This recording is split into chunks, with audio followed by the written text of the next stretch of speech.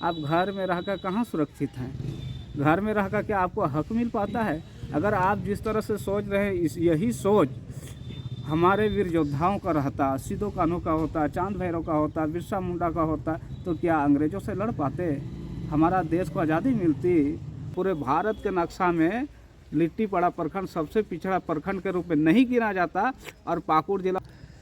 देखिए, मैं आपके चैनल से मैं दर्शकों को और बाकी लोगों को भी यही राय देना चाहता हूँ, मेरा यही सलाह रहेगा कि हम लोग देखते हैं कि फलना पार्टी मेरे लिए अच्छी काम कर रही है, चिलना पार्टी मेरे लिए अच्छी काम कर रहे हैं। वास्तव में इन पार्टियों का काम है मुख्य रूप से वोटर को लुभाना और वोट बैंक बनना, माने वोट बैंक की रोटी सेकना। उनको समाज का ना दर्द से मतलब है, समाज का कष्ट से मतलब है। समाज के लोगों को जो बेमौत मिल रही है, वहाँ यहाँ हमारे बहन बेटियों के साथ जो अत्याचार हो रहा है, उनका बलात्कार हो रहा है, उनके साथ यौन शोषण की घटना घटित होती है, इनको लेकर के इन पार्टियों का ना तो आँख है, ना तो इन लोगों का ध्यान है। इनसे इन लोगों को कोई वास्ता नहीं है। लिट्टीपाड़ा जैसा, पाकुड़ जिला जैसा क्षेत्र इसका ताज़ा उदाहरण बनते जा रहा है। पूरा भारत का नक्शा में झारखंड का पाकुड़ जिला का एक अलग ही इतिहास है और इस इतिहास को बनाने का श्रेय यहाँ के राजनेताओं का है, क्योंकि इनको यहाँ के खनिज संपदा से मतलब है, इनको यहाँ का जल जंगल ज़मीन से मतलब है, इनको यहाँ का जल जंगल ज़मीन बचाने का कोई ख्याल नहीं है, कोई मतलब नहीं है। इनको अपना पेट से मतलब है, पॉकेट से मतलब है। अगर इनका ध्यान इधर भी होता, समाज के तरफ भी होता, अपने दबे कुचले लोगों को उत्थान करने से मतलब रहता, तो आज ये स्थिति नहीं होता। पूरे भारत के नक्शा में लिट्टीपाड़ा प्रखंड सबसे पिछड़ा प्रखंड के रूप में नहीं गिना जाता और पाकुड़ जिला सबसे पिछड़ा प्रखंड के रूप में शुमार नहीं होता। जैसे कि बहुत सारे युवा हैं, पढ़ा लिखा हैं, आवाज़ उठाना चाहते हैं लेकिन आवाज़ नहीं उठा पाते हैं, या तो डरते हैं केस से या फिर और कुछ समस्या से, तो वैसे युवा को आप क्या मतलब मोटिवेशन देना चाहेंगे अपनी तरफ से? देखिए, मैं उन सभी युवाओं को कहूँगा कि जाके एक बार कब्रिस्तान का दौरा कर लें। एक बार कब्रिस्तान देख लीजिए, वहाँ किनकी कब्र है, किनका कब्र है, किसका कब्र है, देख लीजिए।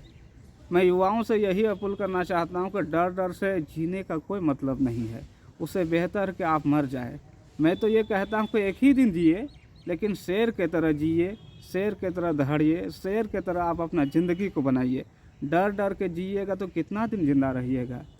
आपके पास बहुत सारा मुद्दा है। हमारा समाज पिछले पायदान की ओर धकेला जा रहा है, हमारा हक दूसरे लोग खा रहे हैं, हमारा खनिज संपदा लुटा जा रहा है। झारखंड जैसा स्थिति विकराल होते जा रहा है, लेकिन आप बोलने के लिए आगे नहीं, इसलिए आगे नहीं आना चाहते हैं क्योंकि आपको लगता है हम आगे आएंगे, सड़क पर आएंगे तो हमारे ऊपर केस ठोक दिया जा रहा है, केस ठोक दिया जाएगा। अरे भैया, आप घर में रहकर कहाँ सुरक्षित हैं? घर में रहकर क्या आपको हक मिल पाता है?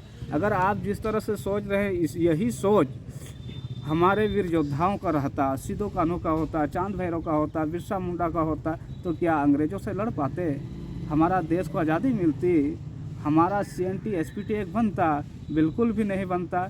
उन लोगों से प्रेरणा लीजिए। हम युवा, हमारे ऊपर बहुत सारा ये जिम्मेदारी है, अपनों जिम्मेदारी को समझिए और केस से मत डरिए। अरे कितना केस कर देगा जी आपके ऊपर? जेल में बहुत सारा जगह है।